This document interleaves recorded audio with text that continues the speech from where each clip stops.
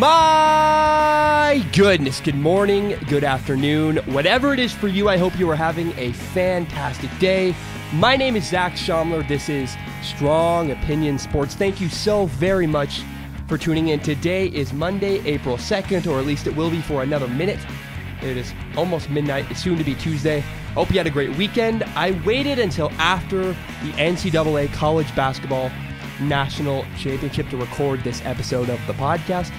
I always do that for big games like this. I know this is not as big as the College Football National Championship. This is not Alabama-Clemson. But regardless, this was a great game. I wanted to make sure I got it into the podcast for Monday, quote-unquote, episode. And it was really fun, man. I really enjoyed the National Championship. I got to admit, it's really like the one shining moment tradition is getting pretty weird. The music simply does not fit basketball. But regardless, I hope we never change.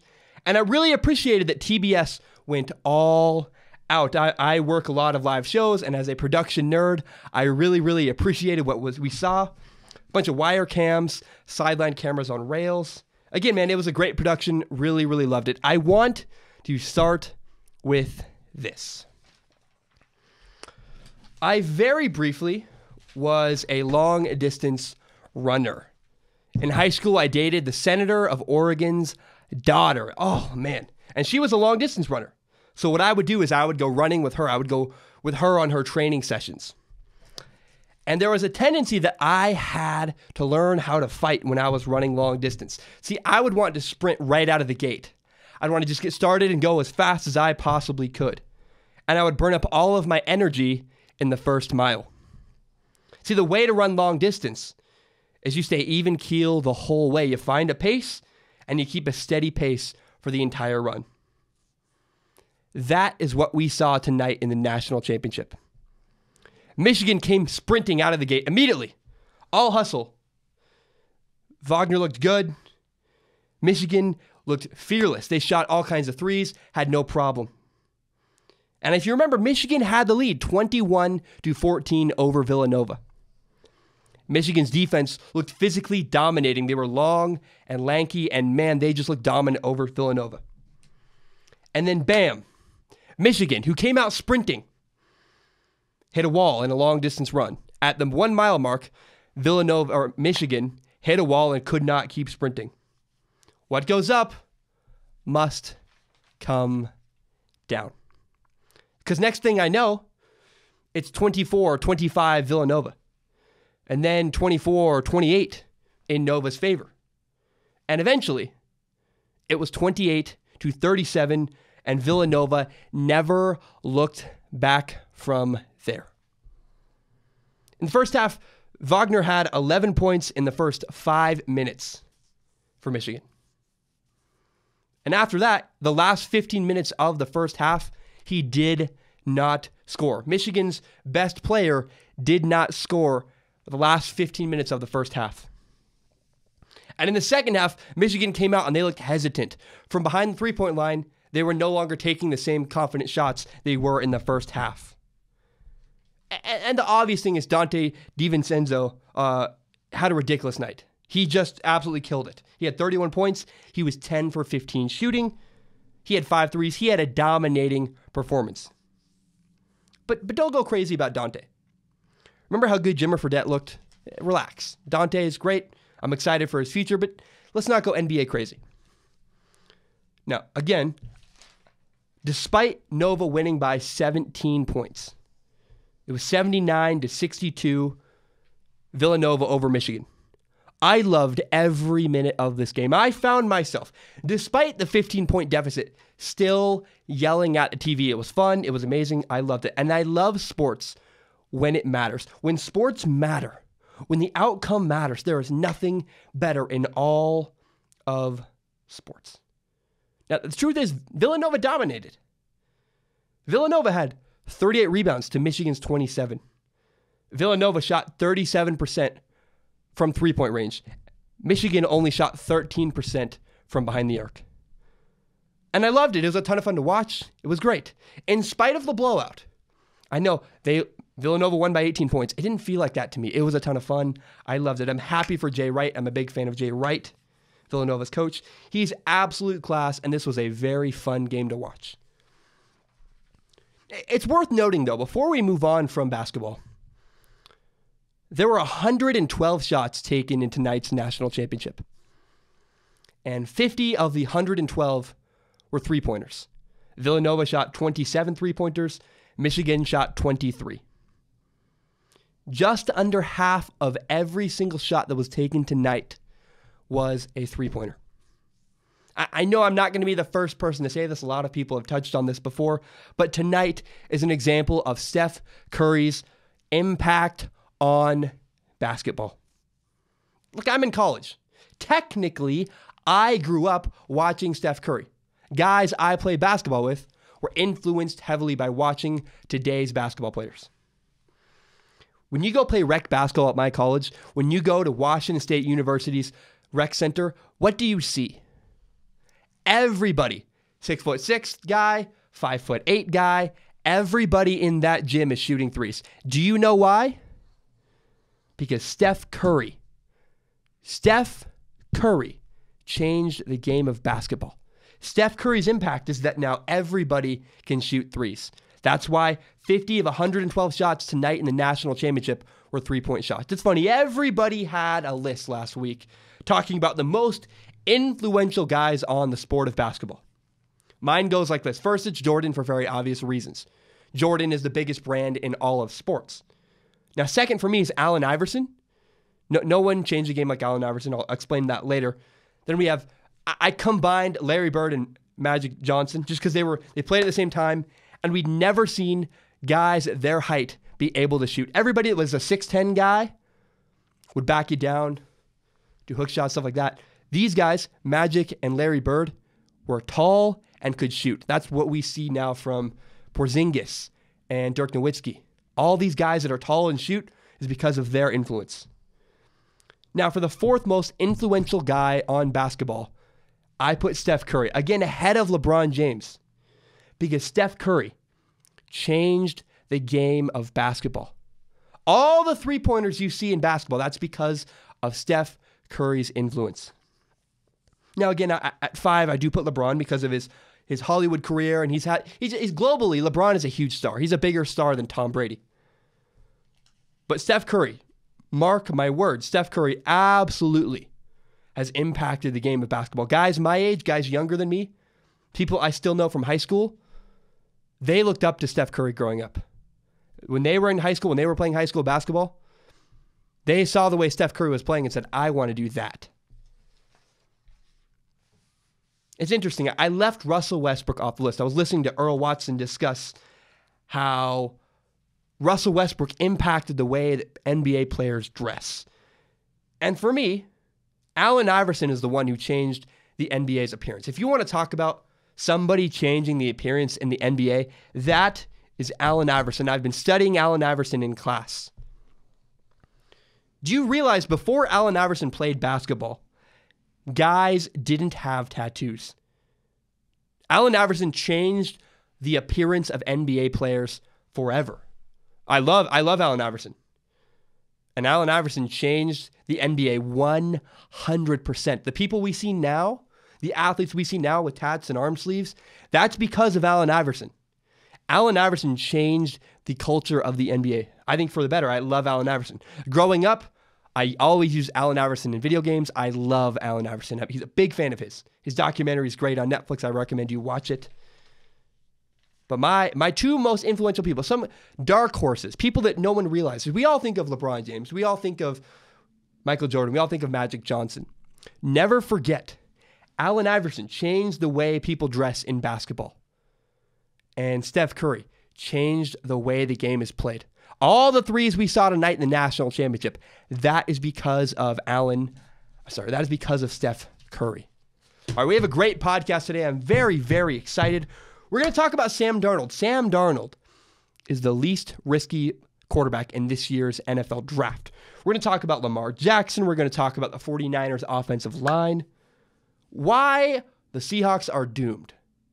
Because the Seahawks, in my opinion, are on a downward spiral and headed in a terrible direction. I'm very concerned. We're going to talk about the Seahawks, the 49ers, much more. I'm very excited. Remember, you can subscribe to Strong Opinion Sports on iTunes, on SoundCloud, and on YouTube. You can find the full entire hour-long podcast on YouTube, as well as shorter, my best, most interesting clips, about 5-minute clips. Tell your friends about Strong Opinion Sports. If you like this podcast as much as I do, share this with your friends on Facebook, on Twitter, on Instagram, whatever it is. If you like Strong Opinion Sports, help me grow by telling your friends about this podcast. I'm terrified. Hope you know. It's 12:09 a.m. in the morning, and any minute now, someone could come knock on my door. I don't know. My mattress is currently blocked up against my door. I hope that's working as some kind of percussion device that stops the sound from getting through into the hallway. It probably isn't. If you're listening, I'm sorry. I apologize. But I'm very, very excited for today's podcast. Okay, I've got a sentence for you that's going to make you angry. It's going to get you all fired up. Sam Darnold is the least risky quarterback in this year's NFL draft. If you are going to draft a quarterback, Sam Darnold is the least risk. Sam Darnold is the most sure bet in this year's NFL draft when it comes to the quarterback position. So think about it. Everybody has something. You know, Josh Rosen. Josh Rosen's a smart aleck. I will never forget watching Josh Rosen. Did I say Josh Allen? I meant Josh Rosen. I will never forget. Josh Rosen is a smart aleck. I will never forget Josh Rosen talking back to Trent Dilfer at the Elite 11. Remember, Trent Dilfer is a Super Bowl winning quarterback. When I'm around people like that, I give them the utmost respect. Even if I think I'm right, look, you got to be humble. You got to have some kind of humility. And I will never forget the way Josh Rosen, UCLA's quarterback, talked back to Trent Dilfer at the Elite 11. And there's other questions about Josh Rosen. Not only does he seem kind of like a cocky, there's other words I don't want to use. He seems like kind of full of himself. The question is, can he take hits? He's been injured a lot. There are very real injury concerns when it comes to Josh Rosen out of UCLA. Now, Baker Mayfield also has questions. I love Baker Mayfield. But I keep seeing Baker Mayfield in settings that are not football. I keep seeing him on YouTube and like mean tweet reading videos and interviews and all kinds of stuff that's nothing to do with a football field. Like, Baker, are you training? What's going on, dude? Because everybody else is training. There are also massive personality questions about Baker Mayfield. I like him. He's like Braveheart. I hope, for goodness sake, that Baker Mayfield is the guy he seems like he is, but we don't know. And again, Baker Mayfield's small. I was a small quarterback. I was a short quarterback. I hate when short quarterbacks are discriminated against. But Baker Mayfield, there are legit questions. Can he play in Cleveland and Buffalo or in New York for the Jets? That swirling wind, the harsh temperatures. Can Baker Mayfield play in a northern setting? And then there's Lamar Jackson. Look, I am Lamar Jackson. I'm a fan of his. I'm a believer in him. I am in Lamar Jackson's corner. Don't get me wrong. And I'm giving him a hard look. I'm saying, look, I believe in this guy more than almost anybody else does. But the truth is, the biggest question about Lamar Jackson is, can he win when he's not running? Can he win in the pocket? Like, if Lamar Jackson sprains his ankle tomorrow, can he still win football games? That's a huge question. We'll find out. We'll find out very soon. I'm going to go watch this film. I'm going to dive in very deep. But that is a concern about Lamar Jackson. And Josh Allen, the kid from Wyoming, seems like a great guy. Oh, he's great. He looks so good in shorts, too. You see the guy throwing at the combine and at his pro day. He looks amazing.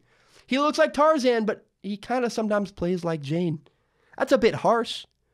But against bad competition in the Mountain West, he had a bad completion percentage. He did not even dominate the Mountain West, a conference that Derek Carr, the Raiders quarterback, completely shredded. Josh Allen, the Wyoming quarterback, misses easy, wide open throws. It's concerning. Now, when you take all that into perspective, what's Sam Darnold's biggest flaw? What's Sam Darnold's biggest problem? Sam Darnold has turnovers. A lot of turnovers. Look, I've debunked this before. Sam Darnold's aggressive. He has an aggressive play style. He took chances and he won more than he lost. He resembles Andrew Luck in the year Andrew Luck took the Colts to the AFC Championship. Sam Darnold has no personality concerns. Sam Darnold has no arm strength questions. We know he's not going to get injured. He's never been injured before. Sam Darnold played against real competition, and he dominated. And Sam Darnold overcame bad coaching at USC. He overcame bad offensive coaching. Sam Darnold is the real deal. He's the least likely quarterback to bust in this year's NFL draft. Sam Darnold is the closest thing to a sure bet at quarterback in this year's NFL draft. Whew. Drink some water.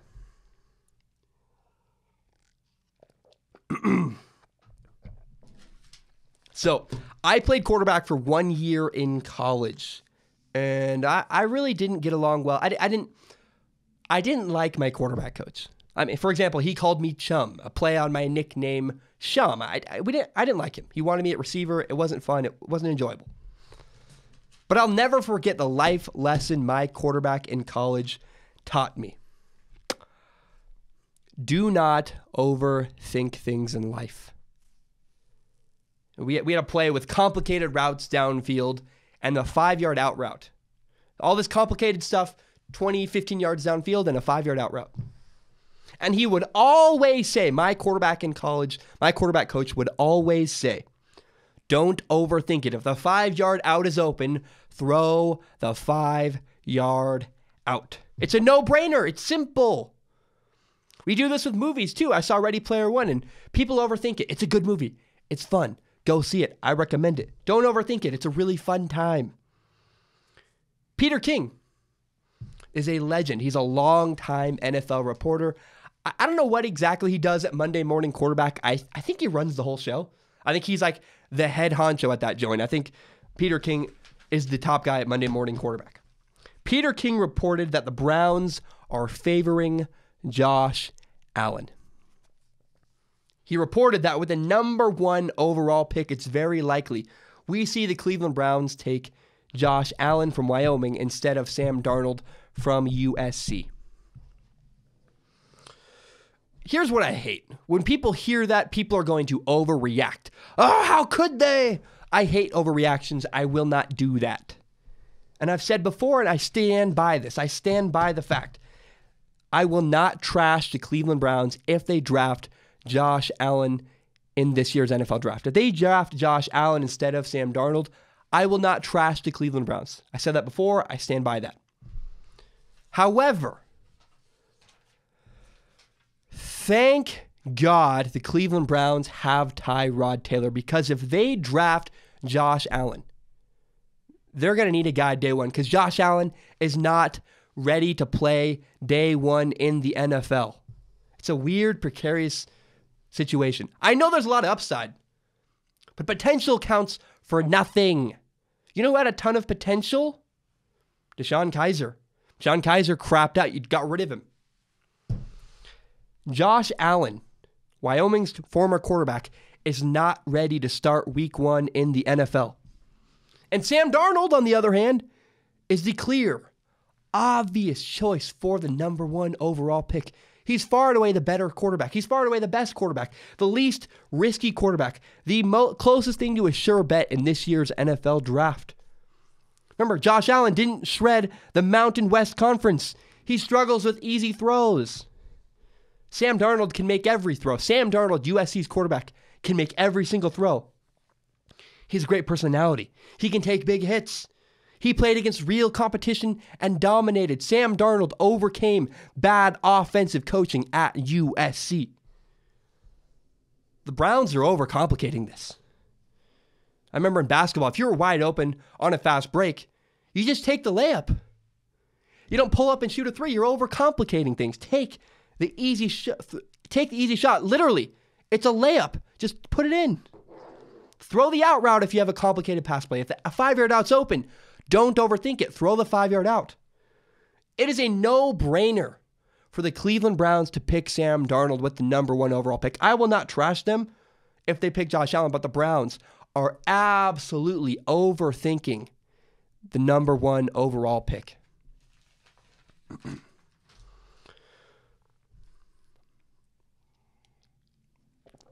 I think it's very interesting.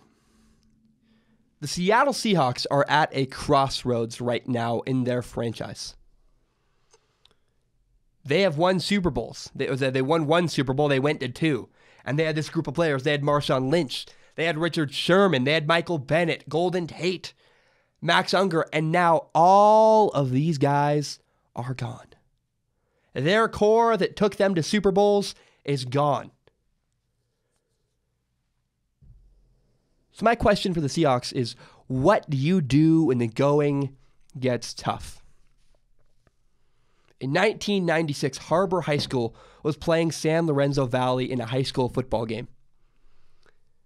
The winner of this game would receive the league championship. If you won this football game, you were the league champion. It was David versus Goliath.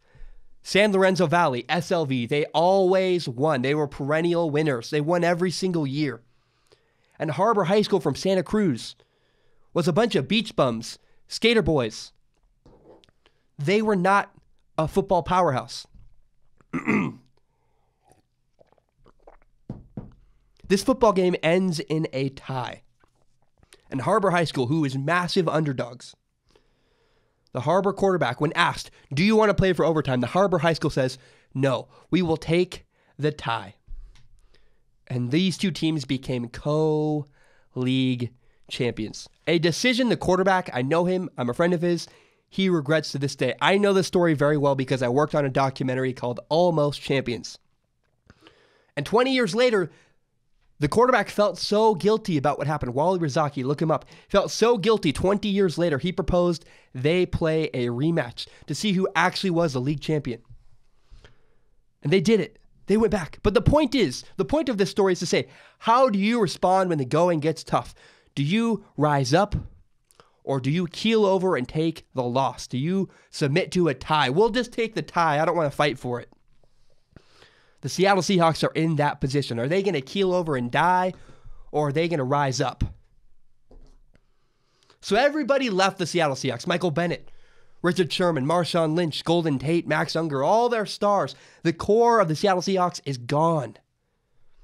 And what do the Seahawks have left? The Seattle Seahawks have their head coach, Pete Carroll, and their starting quarterback, Russell Wilson.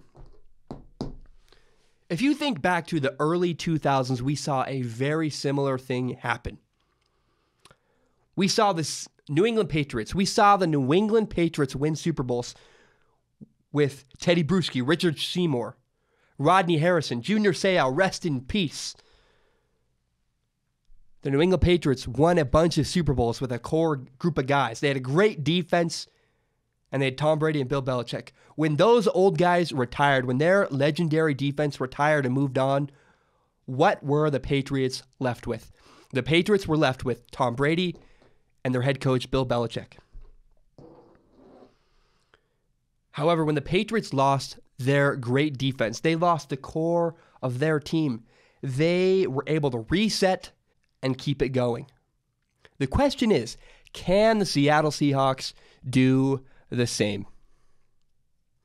My best bet is no. I do not believe the Seattle Seahawks can duplicate the Patriots' success.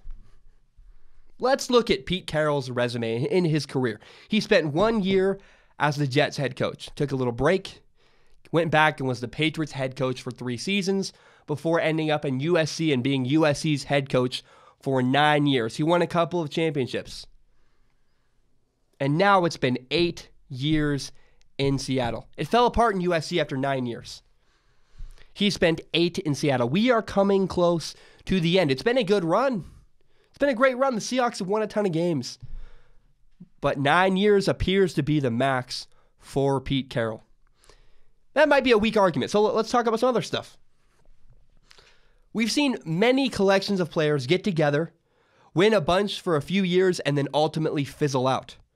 We saw the Cowboys do this. We saw the 49ers do this. And we saw the Pittsburgh Steelers do this. So the Cowboys dynasty, they won 3 Super Bowls between 1993 and 1996. It's only 4 years. 4 years between Super Bowls. I mean, they won other seasons beside that, but their Super Bowl run was for 4 years. 4 years over. 3 Super Bowls, and that's it. Now, the 49ers between 1985 and 1990 won 4 Super Bowls with Joe Montana and company. And then again in 1995, with a different cast and a new quarterback, Steve Young, they won another Super Bowl. But look at the time between Super Bowls.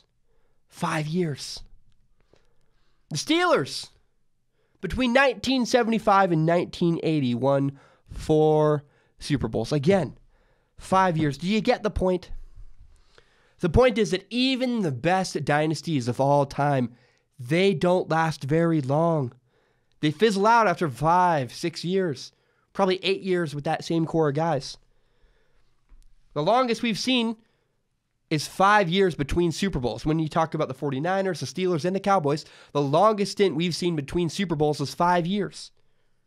It's been 8 years for the Seattle Seahawks. It's been 8 years for Pete Carroll and the Seahawks.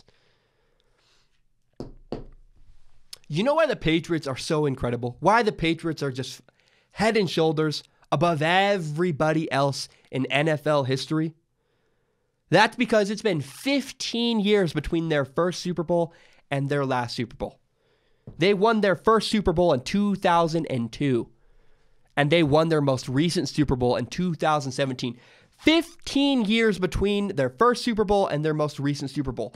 That is unheard of. To keep a quarterback and a coach together. To lose your big cast. To lose your Emmitt Smith. To lose your Deion Sanders. To lose your Jerry Rice. Roger Craig. To lose all those guys. Reset and be able to win more Super Bowls down the road. That is incredible. That is unheard of. Do you think that Pete Carroll and Russell Wilson can duplicate what the New England Patriots were able to do? I'll be honest, history is not on their side. It doesn't look good if you're a Seahawks fan. I am betting that the Seattle Seahawks are done.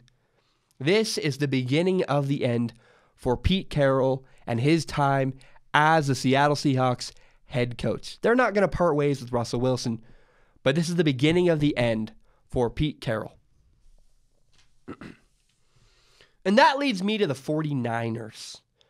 I saw an article on Niners Nation today. It said, is right tackle a fatal flaw for the San Francisco 49ers? Yes, absolutely. Right tackle. The offensive line in general, it's a huge deal for the 49ers. I live in Washington. I see a ton of Seahawks football every single year. Everybody I know is a Seahawks fan. And the Seattle Seahawks shortened Russell Wilson's career by not getting him an offensive line. We've seen Russell Wilson take beating after beating after beating, and now years have come off of Russell Wilson's career because of the Seahawks' inability to get him an offensive line. The 49ers now have their $137 million quarterback. They got their golden boy, Jimmy Garoppolo. And I am begging, please, 49ers, John Lynch, Kyle Shanahan, Jed York, for the love of God, please do not make the same mistake the Seattle Seahawks made with Russell Wilson. Please support Jimmy Garoppolo with an offensive line. Here's how I build a football team. I get a quarterback first, then I build my defense, and I build my offensive line. Because a good quarterback can make up for average receivers. You have average receivers, you're fine. You're the Patriots. You're the Colts. Aaron Rodgers can make up for average wide receivers. But nothing in the world can make up for a bad offensive line. And Jimmy Garoppolo seems like he appears after, just 5 games, but he appears like a guy that you're not going to get again for a long time. He's a franchise quarterback without a shadow of a doubt. He's a special guy. Do not shorten Jimmy Garoppolo's career. Do not hurt Jimmy Garoppolo's future by not giving him an offensive line. And I like it. Right now, the 49ers and their general manager, John Lynch, the 49ers are headed in the right direction. They signed a center, Weston Richburg, and that was not a small deal. It was a 5-year deal worth $47 million. It was a big investment, a big statement saying, look, we care about our offensive line. But I want to see the 49ers invest even more in their offensive line. 49ers are making a playoff push. Absolutely. They're a wild card team for sure. I honestly, I think next year is the Rams' year to win the NFC West. But after that, when the Rams fall apart, 2 years, 3 years from now, the Rams are going to win the NFC West. They're going to have a chance at a Super Bowl. Right now, next year, they're still building. They need to make the playoffs before, you got to run before you can walk. You got to walk before you can run. And part of that process, part of the building process when you're building a football team, quarterback, defense, offensive line. Please, the 49ers must continue to invest in their offensive line. Do not make the same mistake I've watched the Seattle Seahawks make with Russell Wilson for the last 4 or 5 years. The 49ers must continue to build the 49ers offensive line. So it's funny, there's news coming out recently. This week there's been news that Rob Gronkowski, is rumored to be leaving New England. And everybody's shocked. Every media personality, oh my God. Let's discuss it. Let's debate it. This is no surprise. Why are people acting surprised? Rob Gronkowski does not fit with the Patriots culture. He's a party frat boy. The Patriots are the stoic businessman of the NFL. That guy doesn't have any fun. Patriots are like me. They're in their room on a Friday night, drinking water, working on a podcast. I didn't prepare that analogy. The point is, I have one thought for Rob Gronkowski. Because obviously Rob Gronkowski's not a good fit for the Patriots. I understand why Rob Gronkowski would want to leave the Patriots. Rob Gronkowski wants to have fun. He doesn't want to be bogged down by a tough culture.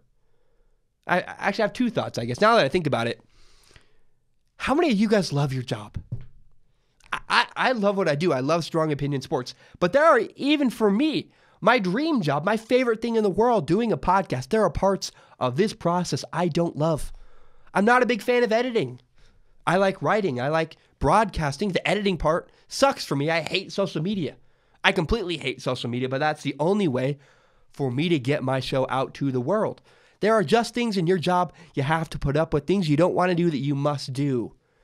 And I don't know that Rob Gronkowski completely understands that. But this is where I want to go with this. Look, Rob Gronkowski, I have been on bad teams. My first 2 years of high school, I won, I think, 2 games. 1 game, 2 games. I didn't win a game my freshman year. I think I won 2 my sophomore year. I went to one high school. I went to a new high school. My junior year of high school, I won more games my junior year than I'd ever won in football. In football, my entire life, not just freshman year, not just sophomore year, my entire football career, I won more games at my new school my junior year than I had ever won in my entire life in all of football, all my years combined. I've been on bad teams. I've been on good teams. Being on bad teams sucks. It doesn't compare. I promise you, man, being on a losing team is not fun. If Rob Gronkowski wants to have fun, he better figure out what his priorities are.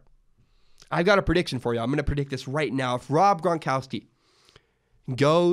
leaves the Patriots and goes to a team with a losing record, Rob Gronkowski's career is done after just 1 year with that team. Because I think Rob Gronkowski's tired of the grind. He wants to have fun, and losing is no fun at all. And even from the Patriots' perspective, it's hard to win with guys that are tired of the grind. If you're don't want to be there anymore, if you're tired and you're done, it's really hard. It's really, really hard to win with guys who have a bad attitude and don't want to be there. That might be the boat the Patriots are in. The Patriots might have to walk away from Gronk simply because he doesn't want to be there anymore, and you can't work with people like that. But there is an interesting comparison because right now Rob Gronkowski wants to leave the Patriots. And we've seen all this turmoil because I always compare the Spurs and the Patriots. The San Antonio Spurs and New England Patriots are very similar organizations. Spurs are stoic. They don't talk to reporters. They keep everything very internal. They're quiet. They're not very public. They don't share things. That's how the Patriots are. They're well run. They win championships. They have a system, a process, and that's how they win. The Patriots don't win with stars. They win because of their system. The Spurs, I guess they've had Tim Duncan and now Kawhi Leonard, but for the most part, their success is because of their system. I think there's many, many comparisons to be had between the Spurs and the Patriots. And Just like Rob Gronkowski is tired of the Patriots, it appears Kawhi Leonard wants out of San Antonio. It appears that Kawhi Leonard wants to get away from the San Antonio Spurs. And on first glance, you can make the same argument to Kawhi Leonard you made to Rob Gronkowski. Look, Kawhi, winning sucks. You're at a great franchise. You're with a great organization. Don't leave a winning franchise to go play and take your chances elsewhere, because last thing you want to do is end up on a team that doesn't win. But I don't entirely agree with this argument for two strict reasons. First of all, I think Kawhi Leonard can go other places and win. Kawhi Leonard could team up with another star. He could go play with LeBron James. Maybe Kawhi Leonard, who I think is from Southern California, could go play for the Lakers. But here's the bigger thing. Here's the most important thing. Imagine this. So Kawhi Leonard has an injury. And his teammates have called him out saying, I had the same injury. It wasn't as bad. They went public with it. The San Antonio Spurs took their dirty laundry, took their baggage, and made it public. Put it in this context. What if this was a relationship? What if your girlfriend took an argument you guys had behind the scenes and put it all over Facebook? Or took it to the news, made it public, took your small feud between the two of you and made your private business public? If my friend came to me with this problem, what would I tell him? I would say, dude, you got to break up with the girl. Get out of that relationship. And I honestly think the same thing is going to happen with Kawhi Leonard and the San Antonio Spurs. That relationship is over. It's the beginning of the end. When you take our dirty laundry, when you take a private conversation, when you take a private feud and make it public, bam, it's over. You can't recover. It's done. That relationship in San Antonio between Kawhi Leonard and the San Antonio Spurs is now over. God, I saw a funny story. You're going to laugh at this one. I have two left. I'm going to talk about Paxton Lynch. I'm going to talk about Lamar Jackson. Remember, you can subscribe to Strong Opinion Sports on iTunes, on SoundCloud, on YouTube. Help me grow by telling your friends, yada, yada. You know the whole spiel. So Paxton Lynch. If you don't know Paxton Lynch was a first-round draft pick by the Denver Broncos a couple years ago. He was in the same draft class as Carson Wentz and whatever other quarterback, Jared Goff. And this was the first quarterback that what is his name? That quarterback, whatever that guy's name is, I can't remember. John Elway. He was the first quarterback John Elway, the vice president of the Broncos, took a chance on. He said, this is going to be our future. We're going to draft him in the first round. We're going to develop Paxton Lynch, and we're going to make him into a star. And Paxton Lynch has not panned out for the Denver Broncos. He's been awful. And look, the Broncos are desperate for quarterback play. The Broncos started Trevor Siemian, who I believe was a 6th or 7th round pick in the NFL draft. He's awful. I mean, he's not the worst quarterback. He's a fine backup, I guess, but he's not a starter in this league. And the Broncos have been so desperate, they made Paxton Lynch their starting quarterback. Actually, here's how bad it was for the Broncos last year. Remember Brock Osweiler? The Broncos played Brock Osweiler at quarterback. If Paxton Lynch was any good at all, they would have played Paxton Lynch. The truth is, Paxton Lynch was so bad at quarterback, they chose to play Brock Osweiler before him. Paxton Lynch clearly is not a good quarterback. So this is where it gets funny. News came out today, I saw it recently, that Paxton Lynch has decided he is now working with Tom Brady's trainer, Alex Guerrero. Remember, Paxton Lynch couldn't figure it out. He can't figure out how to play quarterback. This news is not a big deal at all. It's actually funny. It's hilarious. Think about this sentence.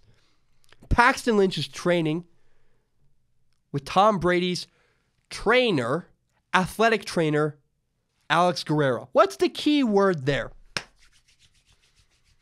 The key word is trainer, athletic trainer. Did you say quarterback coach? Oh, you didn't. Was the problem with Paxton Lynch ever that he wasn't in shape?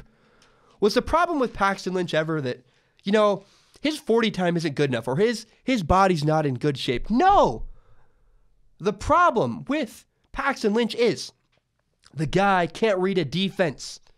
The guy can't make the throws. He's not a good enough quarterback. He's not in bad shape. If you're a bad quarterback, don't go to a trainer. Go to a quarterback coach. Tom Brady works with a guy named Tom House. That's Tom Brady's guru quarterback coach. If you want to become a better quarterback, go work with a quarterback coach, not an athletic trainer. Are you kidding me? As if Alex Guerrero has some magic dust he's going to sprinkle on Paxton Lynch and suddenly make Paxton Lynch a great quarterback. Hell no. No.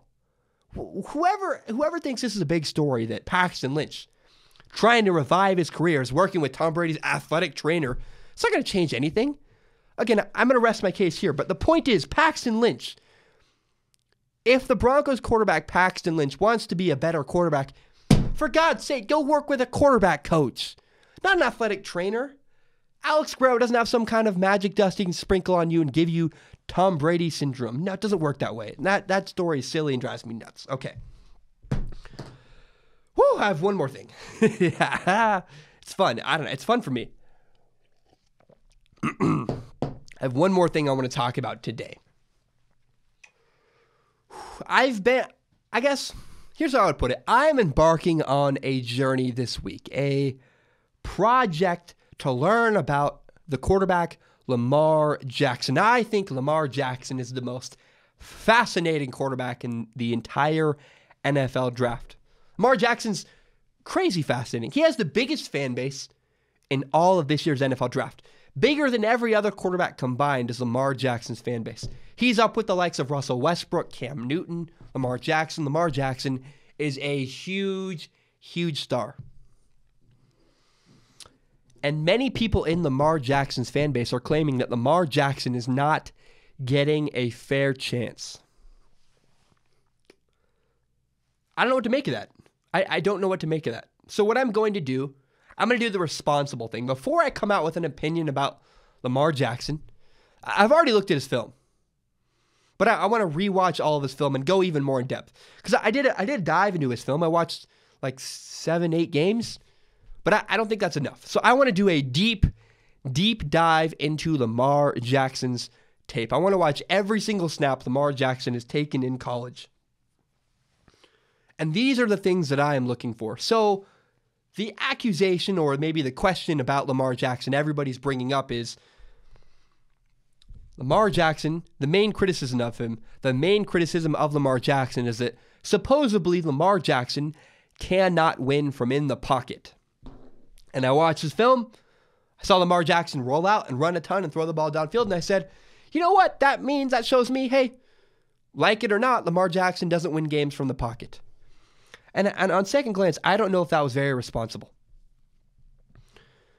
Because it's possible, and there's something I didn't look for that I'm going to look for a second time. I'm going to go through all of Lamar Jackson's tape.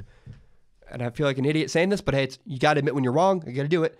I'm going to go rewatch all of Lamar Jackson's tape and ask the question, why is Lamar Jackson running?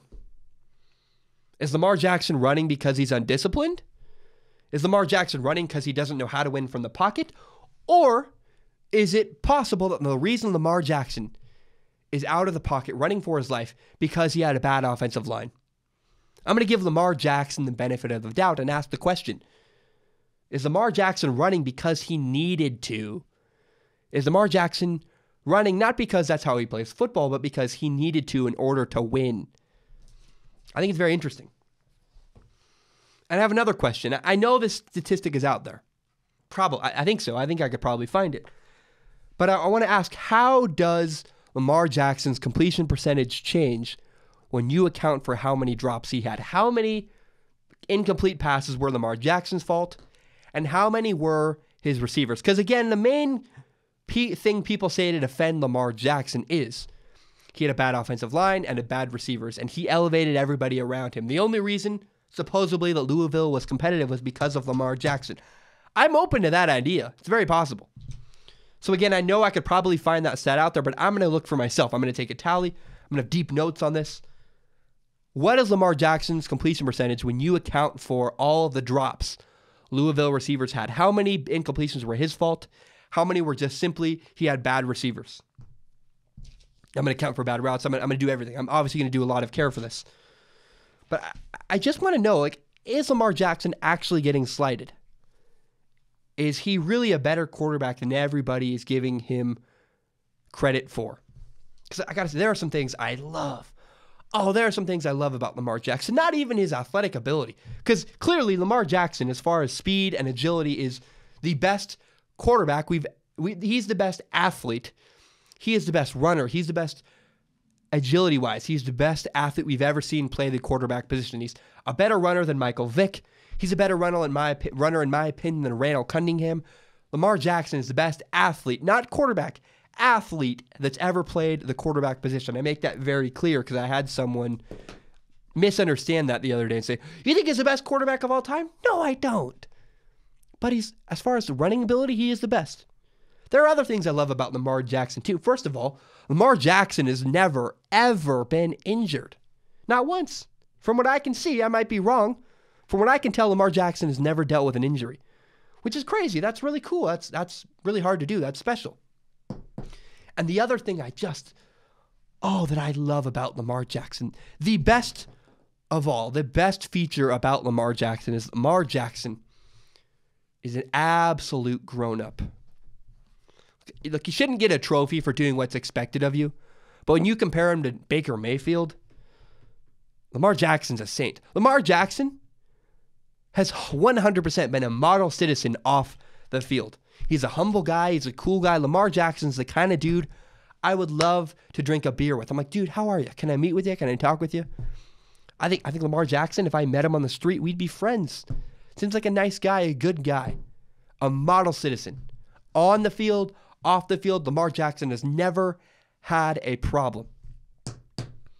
I like Lamar Jackson. Now I want to make sure, before I say the wrong thing about Lamar Jackson, I'm going to do everything I can. I'm going to take absolute care to give Lamar Jackson a fair shot.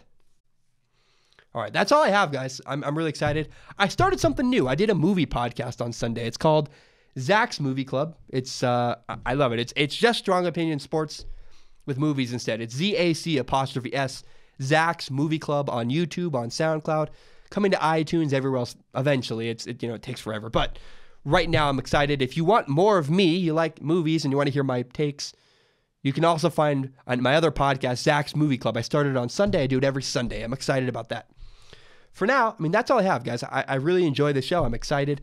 I think a national championship was just fantastic.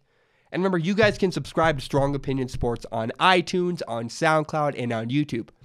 You can find the full entire hour-long podcast on YouTube, as well as my best, most interesting clips. Help me grow this podcast by telling your friends about Strong Opinion Sports. If you like Strong Opinion Sports as much as I do, help me grow by telling your friends. My name is Zach Schaumler. Thank you so much for listening. Hope you guys have a great day. I'm excited. Wednesday, I'm already prepping Wednesday. It looks like it's going to be a fantastic show. I'm sorry this one is late. Just, it is what it is. For now, that's all I have. I hope you guys have a great day. Bam, we're done.